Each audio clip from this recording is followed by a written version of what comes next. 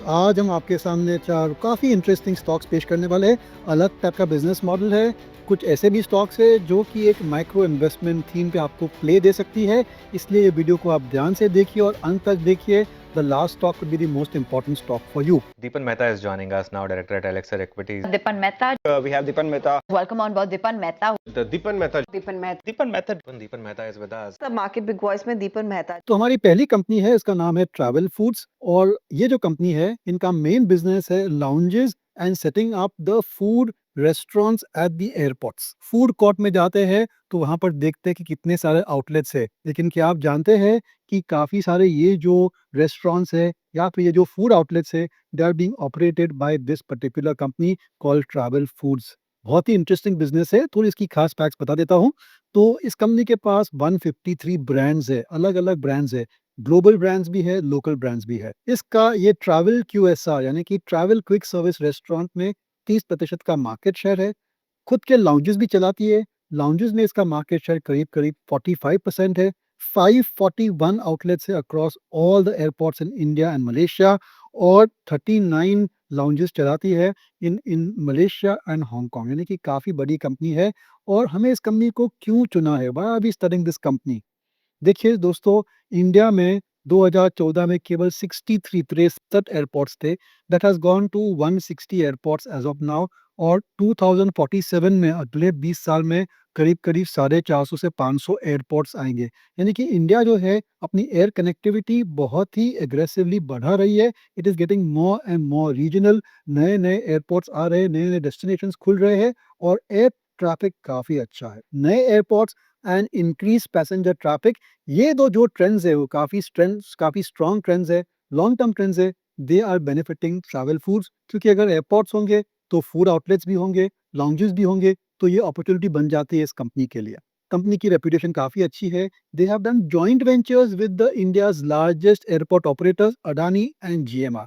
तो मेरे ख्याल से अगर इंडिया की जो एविएशन सेक्टर है जो कि काफ़ी high growth, steady growth industry है, अगर वहाँ पर अगर आपको एक्सपोज़र चाहिए, you want to play on rising air travel, तो ट्रैवल फूड सर्टेनली ये जो कंपनी है, it certainly meets that particular criteria. Risk factor यही है, जैसे मैंने कहा कि अगर कॉन्ट्रैक्ट्स रिन्यू नहीं होते, तो डेफिनिटली असर पड़ता है रेवेन्यूज़, प्रॉफिट्स पर। और दूसरी बात ये है कि कोई जियोपॉलिटिकल फैक्टर हो गया, कोई वेदर रिलेटेड इवेंट हो गई या फिर ऐसी कोई भी बात होगी जिसकी वजह से ओवरऑल एयर ट्रैफिक सॉफ्ट हो जाता है, डिक्लाइन हो जाता है, कम हो जाता है, तो ट्रैफिक कम होने की वजह से इनके आउटलेट्स में सेल्स पर असर आ सकता है। तो ये एक रिस्क फैक्टर है, लेकिन मेरे ख्याल से ये ट्रांजिएंट रिस्क फैक्टर है। चलिए आगे चलते हैं और कंपनी के खास फाइनेंशियल्स और वैल्यूएशन डिस्कस करते हैं। तो at the current price of 1300 जो कि ऑल टाइम हाई से केवल 11% डाउन है, इसकी मार्केट कैप करीब 17,213 करोड़ है। Valuation reasonable to attractive at 36 times. देखिए ऐसा बिजनेस जो है बहुत ही मुश्किल है सेटअप करना, क्योंकि एयरपोर्ट में अगर आपको ऑपरेट करना है तो security clearance, getting the right type of people और उसके अलावा 24/7 आपको काम चलाना है, हाइजीन मेंटेन करनी है और जो पूरी इंफ्रास्ट्रक्चर उनके इतने सारे रूल्स रेगुलेशंस, ये सभी को फॉलो करना बहुत ही मुश्किल है, आसान काम नहीं है। 36 times I think is quite reasonable. Quarterly P अगर देखेंगे तो दैट इज मच चीपर है, 33 टाइम्स। कंपनी के रेवेन्यूज थे करीब 1724 करोड़ पिछले 12 महीने में और net profit was 452 crore. Operating profit margin काफी हेल्दी है, 38%, which I think is industry leading। इस कंपनी के जून क्वार्टर के आंकड़े बहुत ही अच्छे आए थे। Revenues went up by 20.58% and net profit was up bye 38.10%। June quarter जो कि एक सॉफ्ट क्वार्टर था, जो कि एक फ्लैट क्वार्टर था for the travel industry, for the entire aviation industry, वहां पर इस कंपनी ने इतने बढ़िया रिजल्ट दिखाए हैं। तो ये जरूर से एक बहुत ही अच्छी बात है, एक आश्चर्य की बात है, क्योंकि जब actual air travel passenger traffic improve होगा तो नतीजे और भी अच्छे आ सकते हैं। कंपनी की पिछली 3 साल की सेल्स ग्रोथ इज 15.58%, 3 साल की profit growth is 22.76%, return on capital employed 42%, यानी कि एसेट लाइट बिजनेस है। तो मेरी राय में ट्रैवल फूड्स को जरूर से आप स्टडी कीजिए, ये एक रिकमेंडेशन नहीं है। अगर हम इसको रेटिंग देते हैं बेस्ड ऑन इन्वेस्टमेंट रैशनल या फिर इन्वेस्टमेंट अट्रैक्टिवनेस, तो हम इस कंपनी को 4 का रेटिंग देंगे, 5 बीइंग द हाईएस्ट। और अगर हम इसको मीटर पर अगर इसको हम रेट करते हैं, then you would give it a risk rating of just 1, क्योंकि अगर आप लॉन्ग टर्म इन्वेस्टर हो और अगर आप इंट्रा क्वार्टर वॉलेटिलिटी को मैनेज कर सकते हो, तो इस कंपनी के प्रोस्पेक्ट्स बहुत ही बढ़िया है। धीरे-धीरे एक सेक्युलर ग्रोथ आ सकती है इस कंपनी में, इसलिए ज़रूर से आप इस कंपनी को ट्रैक कीजिए। जैसे मैंने कहा, एविएशन सेक्टर में अगर आपको एक्सपोज़र चाहिए तो बहुत कम आइडियाज़ है, travel food is certainly one of them. आगे जाने से पहले एक तो बहुत-बहुत धन्यवाद आपने हमारे चैनल को इतना सपोर्ट किया है। हम ग्रेजुअल इंक्रीज देख रहे हैं सब्सक्राइबर्स के और कई सारे व्यूअर्स हैं, लेकिन बहुत सारे ऐसे व्यूअर्स हैं वो सब्सक्राइब नहीं कर रहे। क्यों नहीं कर रहे? ये एक फ्री चैनल है। प्लीज़ आप सब्सक्राइब कीजिए हमारे चैनल को ताकि आपको अलर्ट्स मिले when we are posting a new video.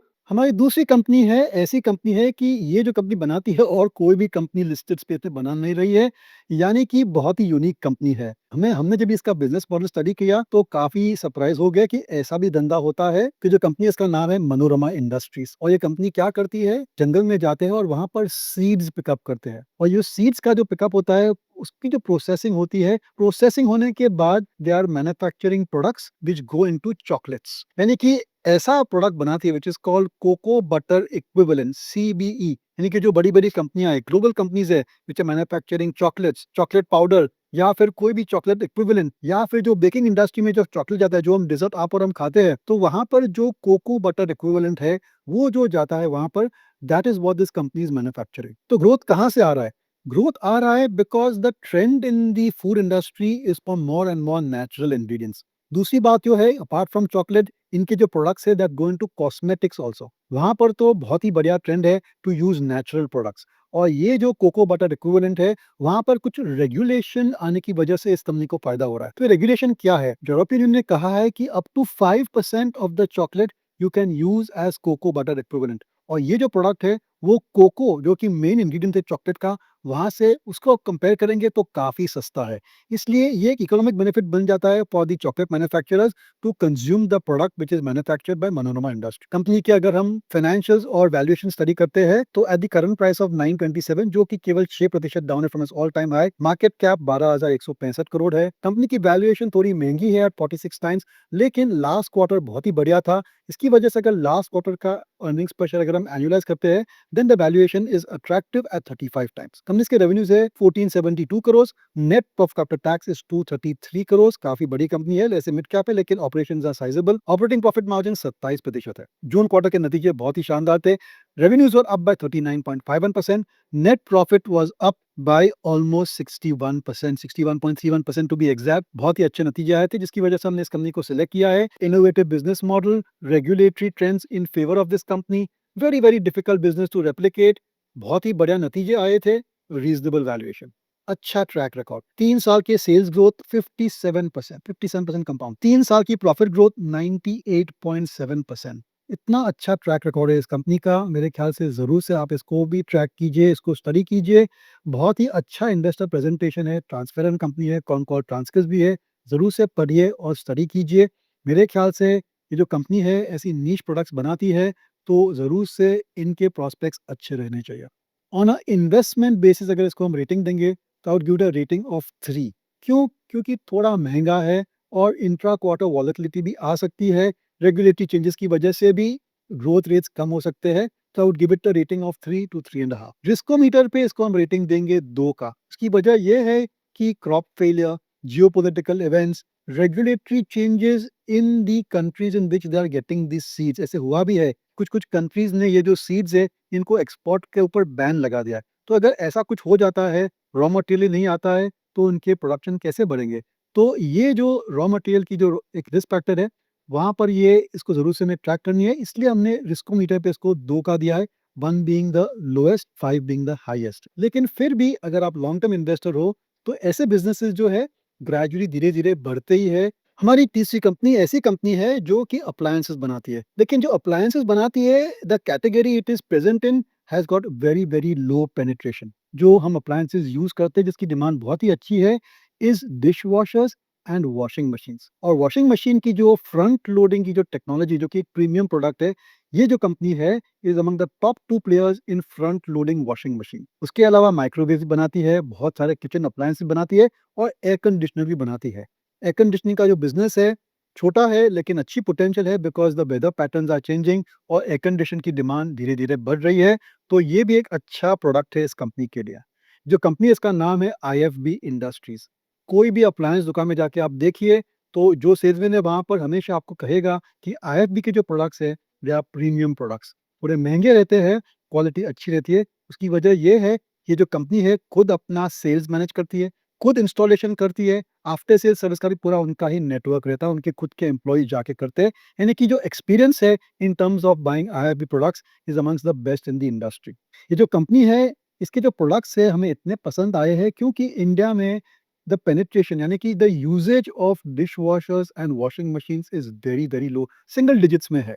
Tier 2, tier 3 में तो ये जो डिश वॉशर्स है, वॉशिंग मशीन तो अभी इतने मास लेवल पे आए ही नहीं है। इसलिए अगले कई सालों के लिए बहुत ही अच्छा रनवे फॉर ग्रोथ है और ये जो कंपनी है, कई सालों से they have been manufacturing these appliances. उनका काफ़ी अच्छा मैन्युफैक्चरिंग प्लांट भी है, बैकवर्ड इंटीग्रेशन भी है और काफ़ी अच्छा ब्रांड भी है, जिसकी वजह से आई थिंक स्टेडी ग्रोथ आ सकती है। तो हमारी तीसरी कंपनी है आईएफबी इंडस्ट्री। इसके अगर हम फाइनेंशियल्स और वैल्यूएशन देखेंगे तो काफ़ी अट्रैक्टिव है। 1400 के भाव में ये जो कंपनी है, इसकी मार्केट कैप केवल 5,600 करोड़ है। It is down 41% from its all time high. Company की वैल्यूएशन अट्रैक्टिव है एट 36 टाइम्स, जो कि लोअर एंड है as compare to a lot of other appliance companies including LG electronics, Voltas, Havells and many other companies. तो valuation मेरे ख्याल से बहुत ही अट्रैक्टिव है।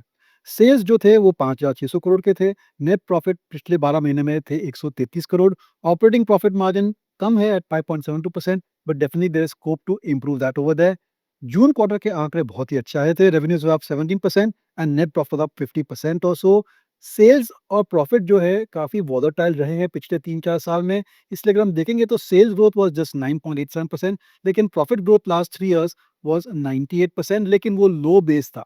मेरे ख्याल से ऐसी जो कंपनी है, they can easily grow at high double digit growth rate, यानी कि 15 से 20% की लॉन्ग टर्म ग्रोथ इस कंपनी से हम एक्सपेक्ट कर सकते हैं और वैल्यूएशन है 36 टाइम्स, मेरे ख्याल से काफ़ी रीज़नेबल है for a branded product, for a premium product and for the position which this company has in certain products जहाँ पर अभी तक यूसेज कम है। तो ज़रूर से आप आईएफबी इंडस्ट्रीज़ को स्टडी कीजिए। मैंने तो इनका अप्लायंस का बिज़नेस भी आपके सामने डिस्कस किया है। इनके पास एक बहुत ही high value, high margin auto component का भी बिज़नेस है, जो कि उनका ओरिजिनल बिज़नेस था, व्हिच वाज़ बेसिकली इस कंपनी का नाम था Indian fine blank.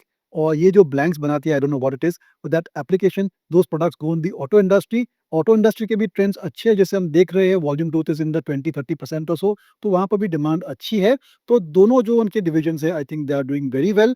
Main risk factor in IFB industries is consumer spending. अगर कंजम्पशन स्लो हो जाता है, तो फिर कंपैरेटिव इंटेंसिटी बढ़ जाती है।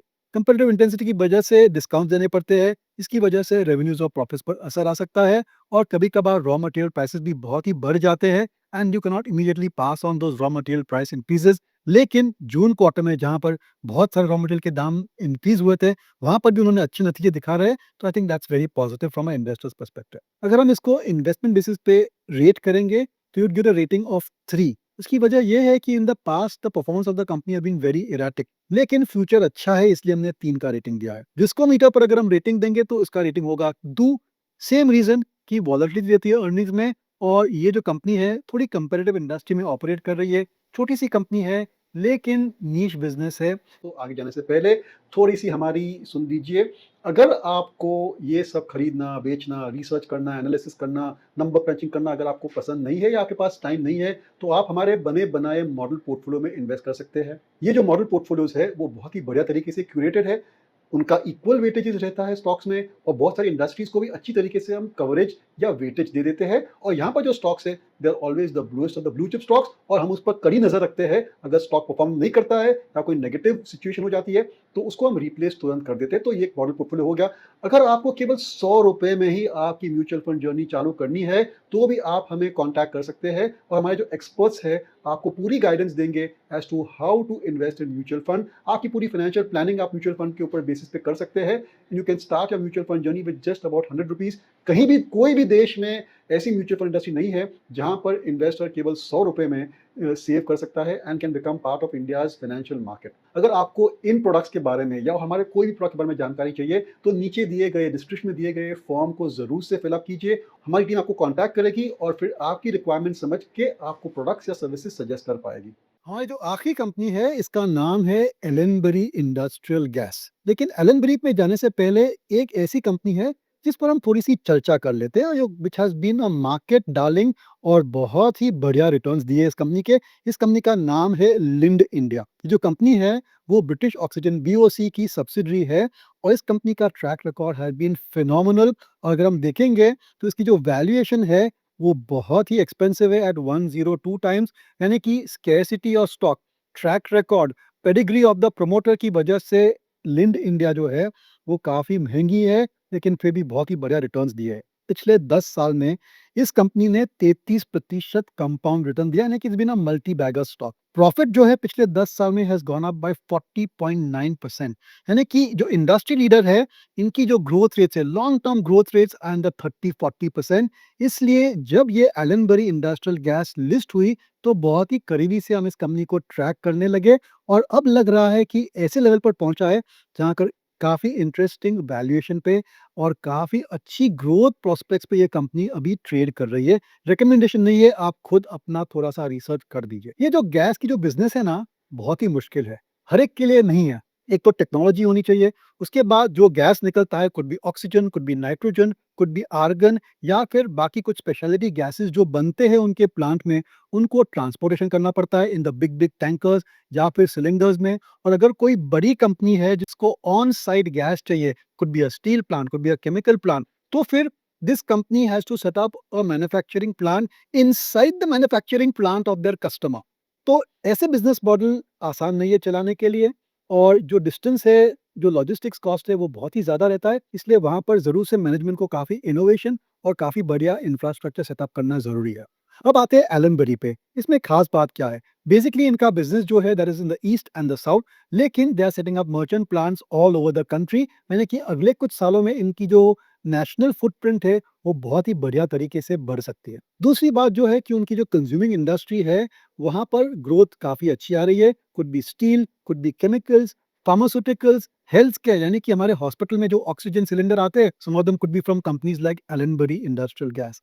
और लास्ट में जो हाई ग्रोथ इंडस्ट्रीज है, इलेक्ट्रॉनिक्स, स्पेशली सेमीकंडक्टर, सेमीकंडक्टर की मैन्युफैक्चरिंग में भी गैस जाता है। तो एग्जिस्टिंग ट्रेडिशनल इंडस्ट्री जो है, वहां पर भी अच्छी ग्रोथ आ रही है and demand is increasing from a whole host of new electronic and defence equipment manufacturing plants which are coming up. India बहुत ही बढ़िया तरीके से निवेश कर रहा है in new semiconductor plants, in new defence equipment plants, in the electronic plants as well. इसलिए ये जो इंडस्ट्रियल गैसेज है, इनकी डिमांड बहुत ही अच्छी, बहुत ही सही, बहुत ही बढ़िया रहनी चाहिए। और जैसे मैंने कहा, बहुत कम प्लेयर्स है, इसलिए अच्छी प्राइसिंग पावर भी मिलनी चाहिए। And end of the day, customer के लिए ये एक बड़ी वैल्यू आइटम नहीं है, एक बड़ा इनपुट कॉस्ट नहीं है। इसलिए price increases can easily be passed on if there are increase in cost of material या फिर ऑपरेटिंग कॉस्ट। चलिए चलते हैं कंपनी के नतीजे, वैल्यूएशन पर थोड़ी डिस्कशन करते हैं। तो ये जो कंपनी है, इसका करंट प्राइस है 328 और ये जो प्राइस है, it is available at a 50% discount from its all time high, यानी कि बहुत ही बिकवाली आई है।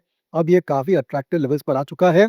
करंट मार्केट कैप केवल 4,600 करोड़, लिंड इंडिया का मार्केट कैप 56,000 करोड़ है। यानी कि आप देख सकते हैं कितना बड़ा गैप है। ऑफ कोर्स रेवेन्यूज, प्रॉफिट्स भी लिंड इंडिया के बहुत ही बढ़िया है। इसकी मार्केट पोजीशन, मार्केट शेयर बहुत ही शानदार है। लेकिन फिर भी अगर कंपेरेटर केवल 1/10 वैल्यूएशन पे मिल रहा है, तो हमें जरूर से इसको स्टडी करना चाहिए। रिकमेंडेशन नहीं है, जरूर से अपने नजर में रखनी चाहिए। कंपनी की वैल्यूएशन करीब 38 टाइम है। क्वार्टरली रिजल्ट अगर आप एनालाइज करेंगे, तो उसकी वैल्यूएशन करीब 33 टाइम्स है, P multiple, as compare to 96-97 times for the equivalent peer group company जो कि लिंड इंडिया थी।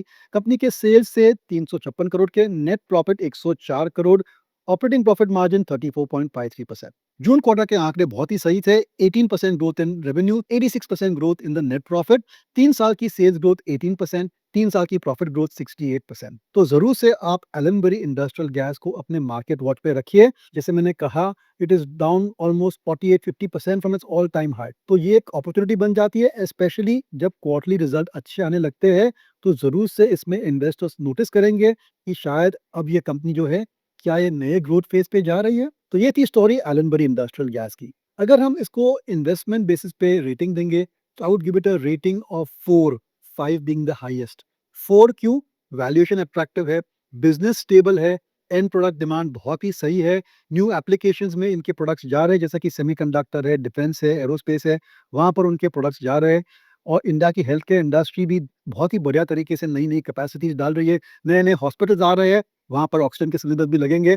तो ये उनकी जो डिमांड डायनामिक्स है, बहुत ही अच्छी है। तो ऑन अ इन्वेस्टमेंट बेसिस इसको रेटिंग हम 4 का देंगे। रिस्कोमीटर पे रेटिंग केवल 1 का, क्योंकि बहुत ही स्टेबल बिज़नेस है। ये जो गैसेज़ है, इतनी आसानी से इनका कंज़म्पशन कम नहीं हो जाता है। इतनी आसानी से जो सप्लायर है, आप उसको बदल नहीं सकते हैं। इसलिए इनका जो बिज़नेस है, वो काफ़ी स्टेबल रहना चाहिए। इसलिए हमने इसको रेटिंग दिया है रिस्कोमीटर पे केवल 1 का। जाने से पहले फिर से कहना चाहता हूँ कि ये जो कंपनियाँ हैं, केवल स्टॉक आइडियाज़ है, आपके एजुकेशन के लिए है। आपको खुद अपना रिसर्च करना है, वो आसानी से आप कर सकते हैं। तो हमारे चैनल को सब्सक्राइब करना मत भूलिए, शेयर कीजिए with all your other investor friends. हमारा टारगेट है कि हमारी जो सब्सक्राइबर बेस है, we want to take it to 2 lakh subscribers as soon as possible. तो प्लीज़ हमारी इस ऑब्जेक्टिव, इस गोल में आप हमें सपोर्ट कीजिए।